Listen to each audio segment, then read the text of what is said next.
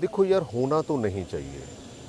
देखो, आज जिस दौर से हम गुज़र रहे हैं, हिंदुस्तान और पाकिस्तान गुर्बत से दौर से गुज़र रहे हैं। हमें बिल्डअप करना चाहिए कि हाँ भाई, हमने इंसानियत के ऊपर पहरा देना है, कि हमने ऐसे काम करने हैं जो दोनों देशों में तनाव बना के रखें। क्योंकि अगर तनाव बना रहेगा, जो हमारी गुर्बत है वो बढ़ती रहेगी। जितना हम हथियार पे खर्चेंगे, उतना हम बच्चों को कलम और पेन नहीं दे सकेंगे।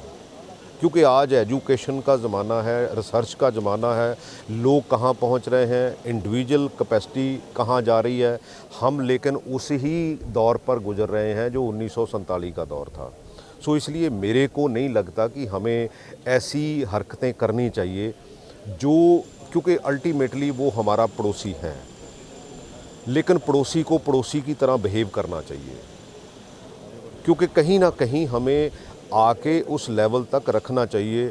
मेरा ख्याल है कि हमारा भी ऑलमोस्ट 30% बजट जो है वो हथियारों के ऊपर लग रहा है, और उनका तो ऑलमोस्ट 80 से 85% है। मैं वहाँ पाकिस्तान में 2-4 बार, जितनी बार भी खेलने गया था, तो वहाँ बहुत बड़ी गुर्बत है, हमसे भी बढ़तर उनके हालात हैं।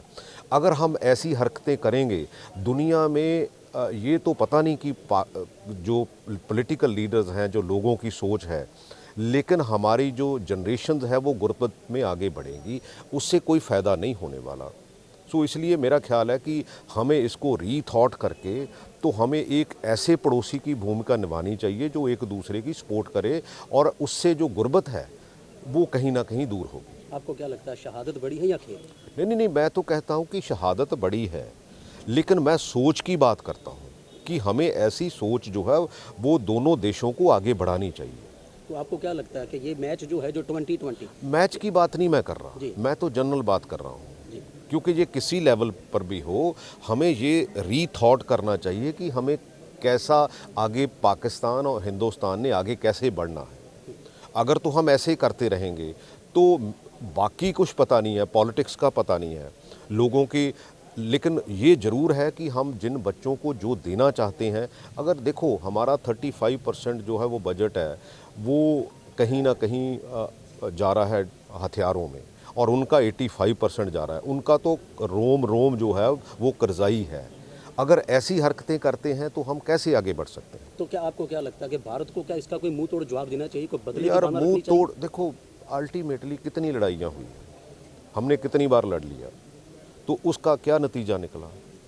उनको भी बिहेव करना चाहिए, हमें भी उसके ऊपर जो है वो सहानुभूति आगे बढ़ानी चाहिए। अगर लड़ते रहेंगे तो उसका क्या फ़ायदा होगा? किसको फ़ायदा होगा? फ़ायदा होगा जो हथियार बेचते हैं, उनको फ़ायदा होगा। उनकी कंट्रीज़ आगे बढ़ रही हैं, हमारी कंट्री जो है वो पीछे जा रही हैं। वैसे देखा जाए तो अक्सर कहते हैं कि खेल जो है वो एक दूसरे को जोड़ कर रखता है, लेकिन अगर यहाँ पर खेल की बात करें तो 2020 यार होना भी देखो, चाहिए कि नहीं होना चाहिए? देखो मैं तो, देखो मैं जो बात कहना चाहता हूँ, मैं खेल भावना की वो समझता हूँ।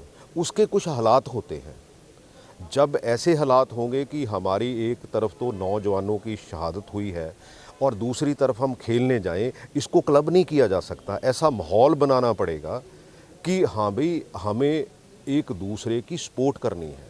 अगर हम इधर को चले जाएंगे तो मैं फिर वही दोहराता हूँ, इतने पैसे, जितने पैसे हम हथियारों पे लगाते हैं, जहाँ वो हथियारों पे लगाते हैं, हम बच्चों की भलाई के लिए, एजुकेशन के लिए, रिसर्च के लिए, उनको आगे बढ़ने में लगाएं, तो मेरा ख्याल है हमारा देश और खुशहाल होगा।